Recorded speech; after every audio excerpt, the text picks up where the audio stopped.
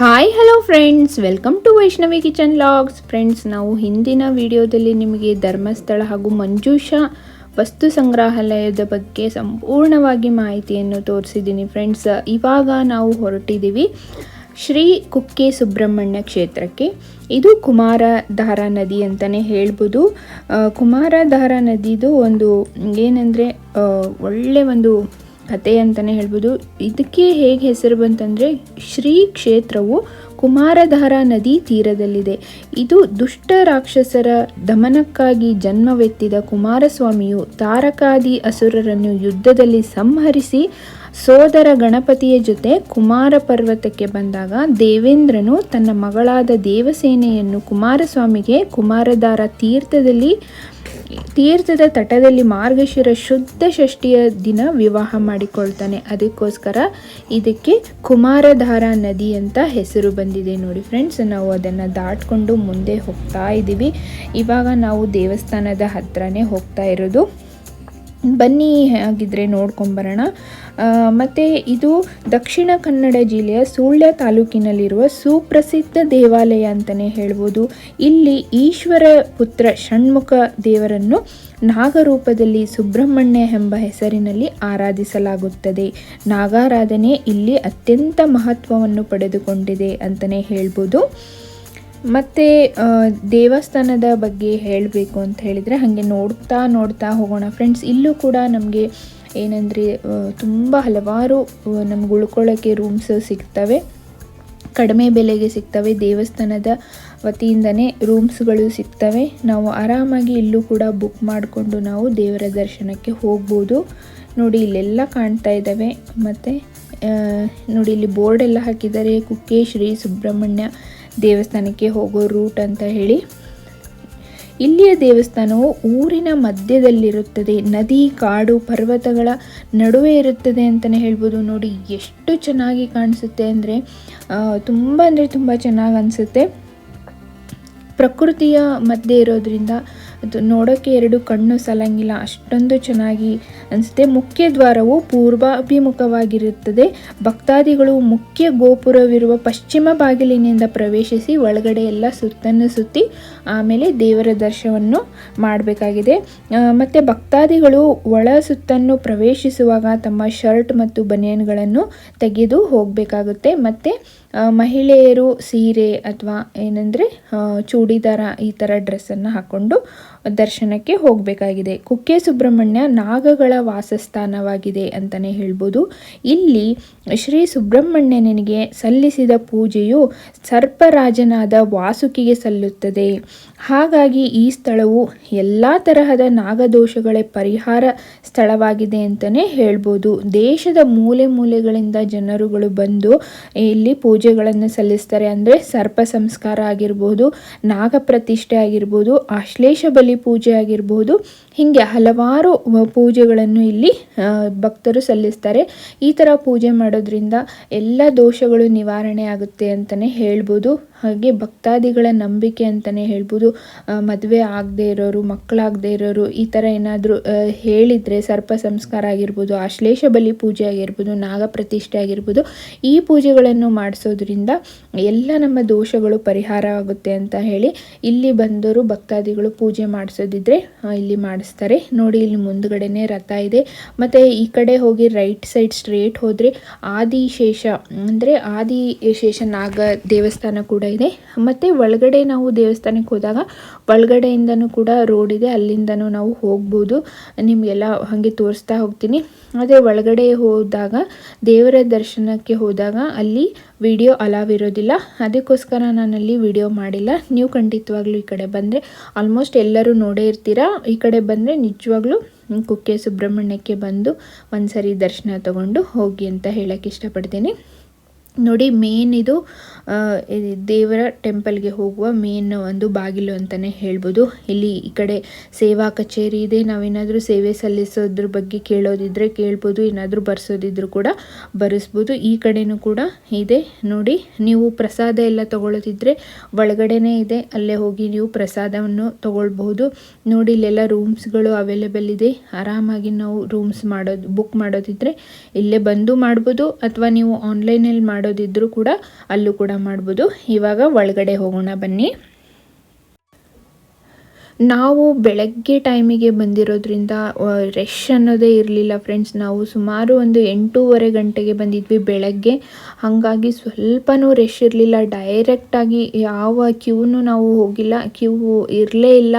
ಆರಾಮಾಗಿ ಡೈರೆಕ್ಟಾಗಿ ಸ್ಟ್ರೈಟ್ ಹೋಗಿ ದರ್ಶನಕ್ಕೇ ಹೋಗಿ ಒಂದು 10 ನಿಮಿಷದಲ್ಲಿ ನಮಗೆ ದರ್ಶನ ಆಯಿತು. ಇಷ್ಟೊಂದು ಖುಷಿ ಆಯ್ತು ಅಂದರೆ, ಒಂದು ಸ್ವಲ್ಪ ಲೇಟ್ ಆಯ್ತಂದರೆ ಫ್ರೆಂಡ್ಸ್, ಏನಂದರೆ ತುಂಬ ರಶ್ ಆಗಿಬಿಡುತ್ತೆ, ತುಂಬ ಕ್ಯೂ ಇರುತ್ತೆ. ಅದಕ್ಕೋಸ್ಕರ ಆದಷ್ಟು ನೀವು ಎಷ್ಟು ಬೇಗ ಆಗುತ್ತೋ ಅಷ್ಟು ಬೇಗ ಬಂದರೆ ದರ್ಶನ ಕೂಡ ತುಂಬ ಆರಾಮಾಗಿ ಆಗುತ್ತೆ ಅಂತಲೇ ಹೇಳ್ತೀನಿ. ನೋಡಿ, ಇಲ್ಲಿ ದೇವಸ್ಥಾನ ಒಳಗಡೆ ಇರೋ ಒಂದು ಫೋಟೋನ ಇಲ್ಲಿ ನಿಮಗೆ ತೋರಿಸ್ತಾ ಇದ್ದೀನಿ. ಒಳಗಡೆ ವಿಡಿಯೋ ಅಲಾವ್ ಇಲ್ಲ, ಅದಕ್ಕೋಸ್ಕರ. ಮತ್ತು ಫ್ರೆಂಡ್ಸ್, ಏನು ಹೇಳಬೇಕಂದ್ರೆ, ಇಲ್ಲಿನ ಸರ್ಪ ಸಂಸ್ಕಾರ ಬಹಳ ಶ್ರೇಷ್ಠ ಮತ್ತು ಸುಪ್ರಸಿದ್ಧ ಸೇವೆ ಅಂತಲೇ ಹೇಳ್ಬೋದು, ಪೂಜೆ ಅಂತಲೇ ಹೇಳ್ಬೋದು. ಸರ್ಪದೋಷ ಇರೋರಿಗೆ ಇಲ್ಲಿಗೆ ಬಂದು ಸರ್ಪ ಸಂಸ್ಕಾರ ಮತ್ತು ನಾಗ ಪ್ರತಿಷ್ಠೆ ದೋಷವನ್ನು ನಿವಾರಿಸುವ ಈ ಪೂಜೆಯನ್ನು ಮಾಡಿಸೋದ್ರಿಂದ ವಿಖ್ಯಾತರಲ್ಲಿ ಎಲ್ಲರೂ ಕೂಡ ಆಲ್ಮೋಸ್ಟ್ ಮಾಡಿಸ್ತಾರೆ ಅಂತಲೇ ಹೇಳ್ಬೋದು.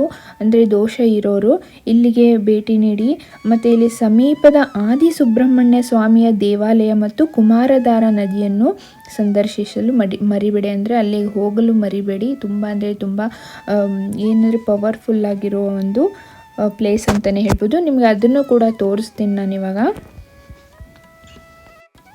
ನಾನು ಆವಾಗಲೇ ಹೇಳ್ದಂಗೆ ಫ್ರೆಂಡ್ಸ್, ಜಾತಕಗಳಲ್ಲಿ ಸರ್ಪದೋಷ ಅಥವಾ ನಾಗದೋಷ, ಕಾಳಸರ್ಪದೋಷ ಇತ್ಯಾದಿ ದೋಷಗಳ ಕಾರಣದಿಂದ, ಅಂದರೆ ಹಲವಾರಿಗೆ ಹಲವಾರು ದೋಷಗಳು ಇರ್ತವೆ.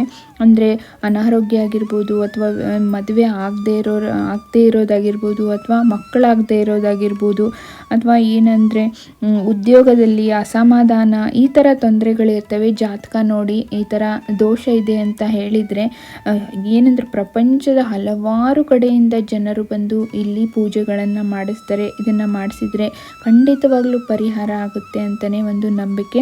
ಅದಕ್ಕೋಸ್ಕರ ನಿಮಗೇನಾದರೂ ಆ ಥರ ದೋಷ ಏನಾದರೂ ಇದ್ದರೆ ಇಲ್ಲಿ ಖಂಡಿತವಾಗ್ಲೂ ಬಂದು ದೋಷ ನಿವಾರಣೆಯನ್ನು ಮಾಡ್ಕೊಂಡು ಹೋಗಿ ಅಂತಲೇ ಹೇಳೋಕ್ಕೆ ಇಷ್ಟಪಡ್ತೀನಿ ಫ್ರೆಂಡ್ಸ್. ಇನ್ನು ಯಾರೆಲ್ಲ ನನ್ನ ಚಾನಲ್ಗೆ ಸಬ್ಸ್ಕ್ರೈಬ್ ಮಾಡದೆ ನೋಡ್ತಾ ಇದ್ದೀರೋ, ಹಾಗೆ ಒಂದು ಸಬ್ಸ್ಕ್ರೈಬ್ ಮಾಡ್ಕೊಳ್ಳಿ. ಪಕ್ಕದಲ್ಲಿರೋ ಬೆಲ್ ಐಕನನ್ನು ಪ್ರೆಸ್ ಮಾಡಿ. ನಾನು ಹಾಕೋ ವಿಡಿಯೋಸ್ ನಿಮಗೆ ಮೊದಲು ನೋಟಿಫಿಕೇಷನ್ ಬರುತ್ತೆ. ನೀವೇ ನನ್ನ ವಿಡಿಯೋಸ್ನ ಮೊದಲು ನೋಡ್ಬೋದು. ಫ್ರೆಂಡ್ಸ್, ಹೇಳಿದ್ನಲ್ವ ಆವಾಗಲೇ, ಈ ಥರ ಸೇವೆನ ಪೂಜೆನ ಯಾವ ಥರ ಮಾಡಿಸ್ಬೇಕು ಅಂತ ಹೇಳಿದರೆ ನಾವು ಆನ್ಲೈನಲ್ಲೂ ಕೂಡ ಬುಕ್ ಮಾಡ್ಬೋದು. ಇಲ್ಲ ಅಂತ ಹೇಳಿದರೆ ನೀವು ಹಿಂದಿನ ದಿನವೇ ಇಲ್ಲಿ ಬಂದು ಫಸ್ಟಿಗೆ ತೋರಿಸಿದ್ನಲ್ವ ಆಫೀಸಲ್ಲಿ ಬಂದು ಕೇಳಿದರೆ ಅವರು ಎಲ್ಲ ಪೂಜೆದೆಲ್ಲ ವಿವರಣೆ ಕೊಡ್ತಾರೆ. ಮತ್ತು ಆ ಪೂಜೆಗಳನ್ನ ಈ ಥರ ಟೈಮಿಂಗ್ಸು ಇರ್ತವೆ. ಮತ್ತು ಹೋಗಿ ನೀವು ಅಲ್ಲಲ್ಲಿ ಹೇಳ್ತಾರೆ, ಅವರು ಇನ್ಸ್ಟ್ರಕ್ಷನ್ ಕೊಡ್ತಾರೆ, ಅಲ್ಲಿ ಹೋಗಿ ನೀವು ಪೂಜೆನ ಮಾಡ್ಬೋದು.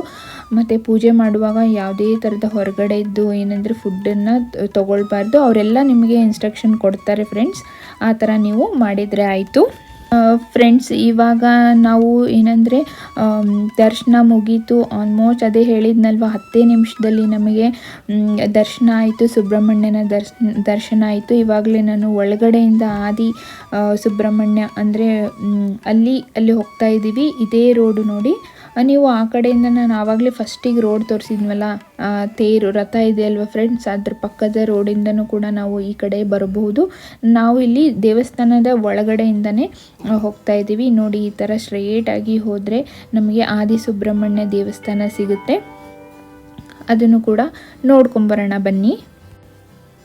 ಇದು ಕುಕ್ಕೆ ಸುಬ್ರಹ್ಮಣ್ಯ ದೇವಸ್ಥಾನದಿಂದ ಒಂದು 500 ಮೀಟರ್ ಆಗುತ್ತೆ ಫ್ರೆಂಡ್ಸ್ ಅಷ್ಟೇ.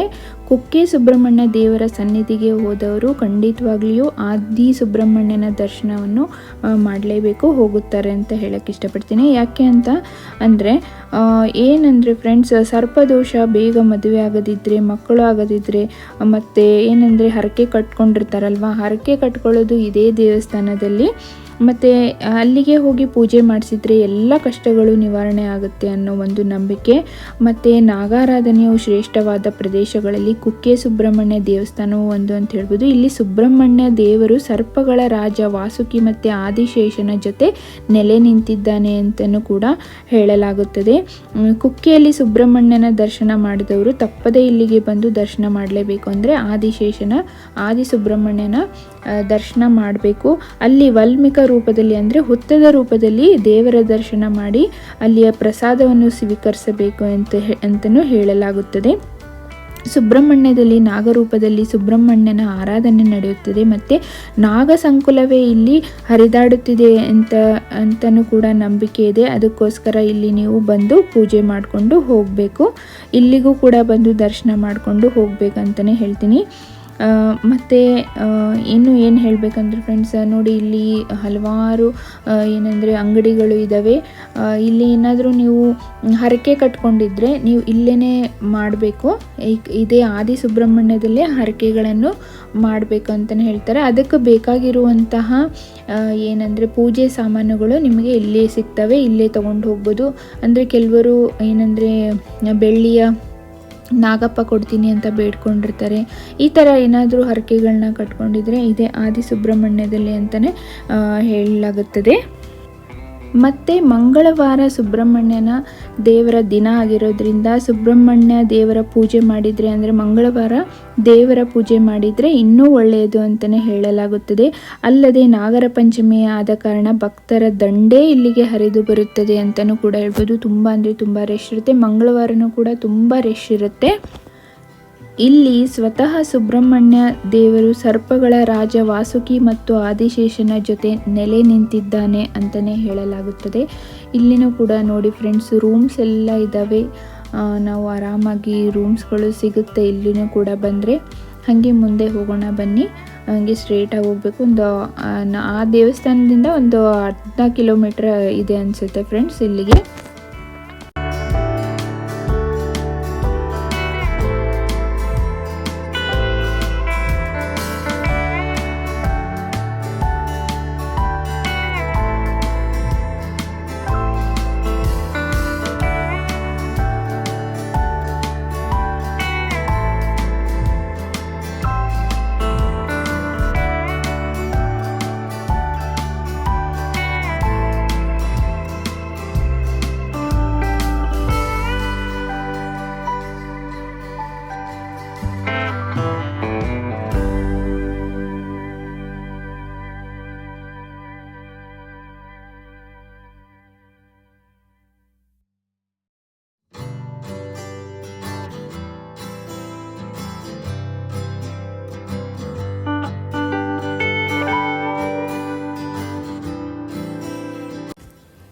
ಆವಾಗಲೇ ತೋರಿಸಿದ್ನಲ್ವ, ಇಲ್ಲೇನಾದರೂ ನೀವು ಬೆಳ್ಳಿ ಬಂಗಾರದ ನಾಗ ಪ್ರತಿಷ್ಠಾಪನೆ ಅಂದರೆ ನಾಗ ದೇವರುಗಳನ್ನು ಕೊಡೋದಿದ್ರೆ ನೀವು ಇಲ್ಲಿಂದನೇ ತೊಗೊಂಡು ಹೋಗ್ಬೋದು. ಇಲ್ಲೇ ಸಿಗ್ತವೆ ನೋಡಿ. ಇಲ್ಲೊಂಥರ ಬ್ರಿಡ್ಜ್ ಟೈಪ್ ಮಾಡಿದ್ದಾರೆ. ಅದೇ ಕುಮಾರಧಾರ ನದಿ ಇಲ್ಲೇನೂ ಕೂಡ ಹರಿದು ಹೋಗುತ್ತದೆ ಅನ್ನೋದು ನೋಡಿ. ಇಲ್ಲೆಲ್ಲ ಹರಕೆ ಎಲ್ಲ ಕಟ್ಕೊಂಡಿದ್ರೆ ಇಲ್ಲಿ ನೋಡಿ ಮನೆ ಕಟ್ಟೋ ಥರ ಕಲ್ಲೆಲ್ಲ ಒಂದರ ಮೇಲೊಂದು ಇಡ್ತಾರೆ. ಆ ಥರ ನಾವು ಇಡುವಾಗ ಏನಾದರೂ ಬೇಡ್ಕೊಂಡು ಇಟ್ಟರೆ ಎಲ್ಲ ಕೆಲಸಗಳು ಆಗುತ್ತೆ ಅಂತಲೇ ಹೇಳ್ಬೋದು. ಇಲ್ಲಿ ನೋಡಿ ಫಿಶ್ ಮೀನುಗಳು ಎಷ್ಟು ಚೆನ್ನಾಗಿದೆ, ಕಲರ್ಫುಲ್ ಅಂದರೆ ಫುಲ್ ಬ್ಲ್ಯಾಕ್ ಆಗಿ ಒಂದೇ ಕಡೆ ಇದೆ. ತುಂಬ ಚೆನ್ನಾಗಿ ಅನಿಸುತ್ತೆ ನೋಡೋಕ್ಕೆ. ಬನ್ನಿ ಹಾಗೆ ಮುಂದೆ ಹೋಗೋಣ. ಇಲ್ಲಿನೂ ಕೂಡ ಒಂದು ಏನಂದರೆ ಪಾರ್ಕ್ ಟೈಪ್ ಮಾಡಿದ್ದಾರೆ. ದರ್ಶನ ಎಲ್ಲ ಮುಗಿಸ್ಕೊಂಡು ಆರಾಮಾಗಿ ನಾವು ತಂಪಲ್ಲಿ ಕೂತ್ಕೊಂಡು ಹೋಗ್ಬೋದು. ಇದು ಮಳೆಗಾಲದಲ್ಲಂತೂ ಸಿಕ್ಕಾಪಟ್ಟೆ ನೀರಿರ್ತವೆ ಫ್ರೆಂಡ್ಸ್. ಇಲ್ಲಿ ನೋಡಿ, ಇದು ಅಪೋಸಿಟೇ ಹೇಳಿದ್ನಲ್ವ ಪುಷ್ಪೋದ್ಯಾನ ಅಂತ ಹೇಳಿ, ಇಲ್ಲೂ ಪಾರ್ಕ್ ಮಾಡಿದ್ದಾರೆ. ಆರಾಮಾಗಿ ನಾವು ಕೂತ್ಕೊಂಡು ರೆಸ್ಟ್ ಮಾಡಿ ಹೋಗ್ಬೋದು. ನೋಡ್ತಾ ಇದ್ದೀರಾ ನೀವು. ಇಲ್ಲಿ ಪಕ್ಕದಲ್ಲೇ ಒಂದು ಮರ ಕಾಣ್ತಿದೆ ನೋಡಿ ಫ್ರೆಂಡ್ಸ್. ಇಲ್ಲಿನೂ ಕೂಡ ಹರಕೆ ಮಾಡ್ಕೊತಾರೆ. ನಮ್ದೇನಾದರೂ ಬೇಡ್ಕೊಂಡು ಇಲ್ಲಿ ಒಂದು ದಾರ ಕೊಡ್ತಾರೆ. ಆವಾಗಲೇ ಅಂಗಡಿಗಳನ್ನ ತೋರಿಸಿದ್ನಲ್ವ, ಅಲ್ಲಿ ಒಂದು ಅರಿಶಿಣದ ದಾರ ಕೊಡ್ತಾರೆ. ನಮ್ಮ ಮನಸ್ಸಲ್ಲಿ ಏನಿದ್ರೂ ಅದನ್ನು ಬೇಡ್ಕೊಂಡು ಇಲ್ಲಿ ಕಟ್ಟಿದರೆ ಅದು ಆಗುತ್ತೆ ಅಂತ ನಂಬಿಕೆ ಫ್ರೆಂಡ್ಸ್. ಭಕ್ತಾದಿಗಳಲ್ಲಿ ನೀವು ಕೂಡ ಮಾಡ್ಕೊಳ್ಳೋದಿದ್ರೆ ಮಾಡ್ಬೋದು ನೋಡಿ. ಹಾಗೆ ಮುಂದ್ಗಡೆ ಹೋದರೆ ದರ್ಶನಕ್ಕೆ ದಾರಿ ಇದೆ. ಇಲ್ಲಿನೂ ಕೂಡ ವಿಡಿಯೋ ಅಲಾವ್ ಇರಲಿಲ್ಲ, ಅದಕ್ಕೋಸ್ಕರ ನಾನು ಹೊರಗಡೆಯಿಂದ ಮಾತ್ರ ವಿಡಿಯೋಗಳನ್ನು ಮಾಡಿದ್ದೀನಿ. ಮತ್ತು ಕುಕ್ಕೆ ಸುಬ್ರಹ್ಮಣ್ಯದ ಬಗ್ಗೆ ಆಗಲಿ ಆದಿ ಸುಬ್ರಹ್ಮಣ್ಯದ ಬಗ್ಗೆ ಆಗಲಿ ನನಗೆ ಎಷ್ಟು ಗೊತ್ತಿದೆಯೋ ಅಷ್ಟು ನಿಮಗೆಲ್ಲ ಹಂಚ್ಕೊಂಡಿದ್ದೀನಿ ಅಷ್ಟೇ ಫ್ರೆಂಡ್ಸ್. ಇನ್ನೂ ಏನಾದರೂ ನಿಮಗೆ ಜಾಸ್ತಿ ಏನಾದರೂ ವಿಷಯ ಗೊತ್ತಿದ್ದರೆ ಅದನ್ನು ಕೂಡ ಕಮೆಂಟ್ ಮಾಡಿ, ನನಗೂ ಗೊತ್ತಾಗುತ್ತೆ.